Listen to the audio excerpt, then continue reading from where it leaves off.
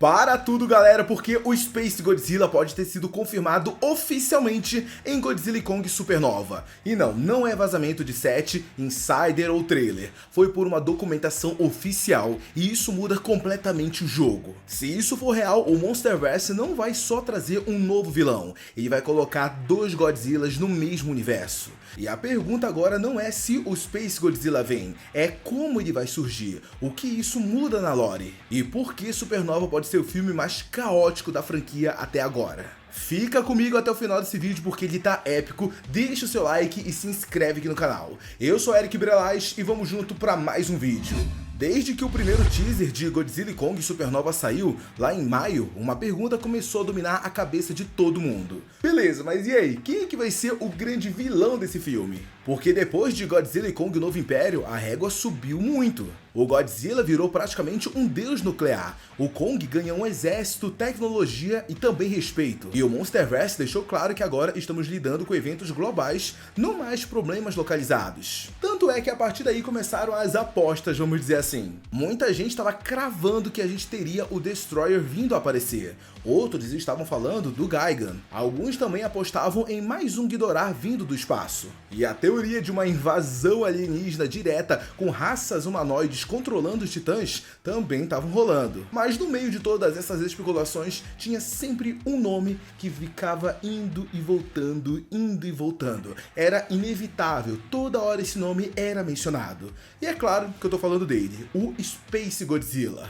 Mesmo antes de qualquer confirmação, o Space Godzilla já era um candidato fortíssimo, porque ele resolve vários problemas narrativos ao mesmo tempo. Primeiro de tudo, ele é uma ameaça de nível Godzilla, e não inferior a ele. A segunda coisa é que ele conecta o Monsterverse ao cosmo, algo que a franquia claramente quer explorar mais. A terceira coisa é que ele não precisa apagar ou contradizer nada que já foi estabelecido. Muito pelo contrário, ele expande tudo. E em quarto lugar, e na minha opinião um dos meus favoritos, é que ele traz algo que o Monsterverse ainda não explorou totalmente. O conceito de múltiplos Godzillas. Beleza, porque até aí tudo era apenas teoria, tudo era especulação, muita coisa também era inventada, mas aí acabou acontecendo algo que mudou todo o jogo. O diretor do filme, o Grant Sputz, postou uma foto aparentemente simples dentro do estúdio da Warner Bros, cercado por crianças. E nos comentários deixou implícito que os test screens estavam acontecendo. E isso é importante demais porque os test screens significa que o filme já está numa versão montada,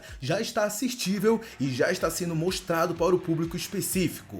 Ou seja, Supernova não está longe de estar pronto. E quando um filme chega nesse estágio, duas coisas começam a acontecer meio que automaticamente. A primeira coisa é que o marketing começa a se movimentar. E a segunda coisa é que os vazamentos começam a surgir. E foi exatamente nesse momento que a informação mais pesada de todas acabou surgindo. Porque quando o projeto apareceu listado no site WGA, algo chamou muito a atenção. Para quem não sabe, a WGA é o sindicato dos roteiristas e ela registra contratos, projetos, materiais de origem e direitos autorais. E o detalhe mais importante é que essas informações costumam ser atualizadas antes dos estúdios anunciarem qualquer coisa oficial.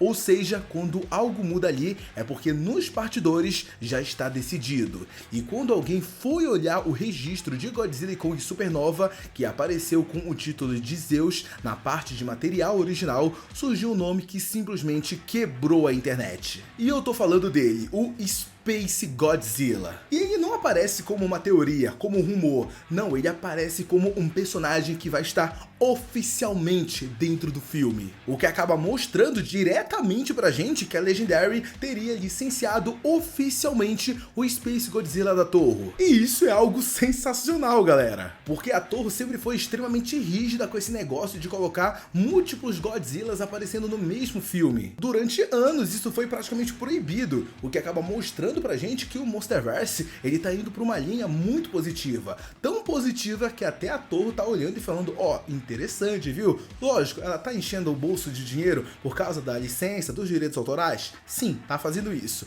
Mas ela também teria que aprovar o projeto, teria que ter pelo menos noção do projeto base que eles estão formulando. E isso até acaba mostrando pra gente que a Legendary tá levando o Monsterverse pra um lado muito mais ambicioso, vamos dizer assim. Um detalhe curioso é que o Kong ele não aparece nesse tipo de documentação, mas isso é totalmente normal porque o Kong na verdade ele pertence à Warner Bros. E ele não precisa ser licenciado. Agora o que realmente chamou a atenção é a ausência da Mothra, ainda mais considerando que o diretor já demonstrou interesse em trazê-la de volta e que no material clássico ela tem ligação direta com a origem do Space Godzilla. E isso pode significar duas coisas. A primeira é que ela ainda não entrou nos registros oficiais e a segunda coisa é que ela está sendo mantida em segredo, vamos dizer assim, entendeu? Para guardar como surpresa para na hora que aparecer no filme todo mundo fique, nossa, Mothra e tal, entendeu? E honestamente eu imagino que esteja mais pro lado da segunda opção. Tá, Eric, mas e aí, como é que o Space Godzilla ele vai vir então pro Monsterverse? Qual é a origem dele? Bom, vamos com calma, galera. Eu sei que a partir do momento que a gente tem a confirmação que o Space Godzilla está em Godzilla e Kong Supernova, isso já abre margem para muitas e muitas teorias. Algumas delas até funcionam, só que outras, tipo, não fazem sentido nenhum. Um exemplo disso é até aquela ideia de que o Godzilla aí teria disparado seu DNA para o espaço com o seu sopro atômico lá no final de O Novo Império. Só que essa teoria simplesmente ela não se sustenta, porque o sopro atômico ele não carrega material genético, ele não viaja pelo espaço dessa forma e não se comporta como a origem clássica do personagem. Então vocês já podem descartar essa teoria, só que existe uma outra explicação que essa sim faz sentido com toda a lore dentro do Monsterverse e, olha, ela é bem empolgante, que no caso seria a teoria do Zohalawa. Dentro da mitologia da franquia, existe a lenda de um Godzilla ancestral que durante a Grande Guerra dos Titãs devorou uma estrela e acabou corrompido, se tornando uma entidade maligna. E em Godzilla vs Kong existe um mural que acabou sendo cortado do filme final, mostrando um Godzilla voando, sendo enfrentado por Kongs e outros Godzillas. E agora vem a virada de chave, porque e se aquilo, naquele mural, não fosse uma retratação de algo que aconteceu no passado, mas sim de uma previsão do futuro? E se o Zohalawa tivesse fugido da Terra, sido mutado por radiação cósmica e agora estivesse retornando como Space Godzilla? Uma criatura tão poderosa que obrigaria Godzilla, Kong e possivelmente outros titãs a se unirem para detê-lo. Vamos combinar que isso se encaixa perfeitamente com a história que a gente pode ter em Godzilla e Kong Supernova. Algo de efeito global, algo que acabe chegando na Terra e despertando todos os titãs. Um ser que acabe quebrando todo o equilíbrio da Terra e colocando ela em colapso. E quem melhor para causar isso se não fosse um falso alfa, um Godzilla corrompido capaz de usar o seu rugido para dominar e convocar outras criaturas. Um outro ponto importante é o visual, porque não dá para esperar um Space Godzilla idêntico ao de 1994. O Monsterverse sempre adapta os seus monstros para algo mais realista, mais brutal e mais ameaçador, então é muito provável que essa versão seja mais alienígena, mais distorcida, mais cristais espalhados pelo corpo como se fosse uma infecção. Algo grande demais para um único titã enfrentar sozinho.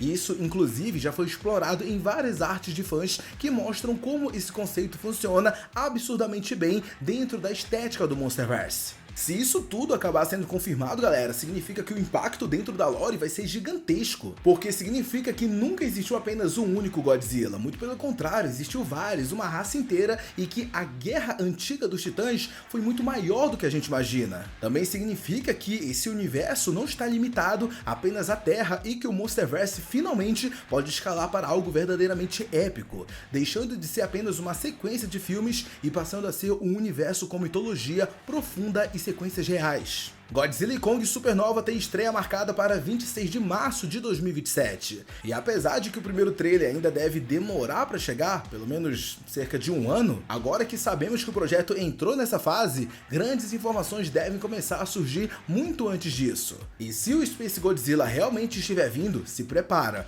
porque o Monsterverse pode estar prestes a entrar na sua fase mais sombria, mais caótica e mais insana até agora. Tá, mas agora eu quero saber de vocês. E aí, vocês acham que o Space Godzilla realmente vai ser o grande vilão de Godzilla e Kong Supernova, ou a Legendary tem algo muito maior guardado pra gente? Deixa todas as suas opiniões e suas teorias sobre isso aqui nos comentários que eu quero muito saber. Não sai desse vídeo antes de deixar o like e se inscrever, isso é muito importante e ajuda demais o canal.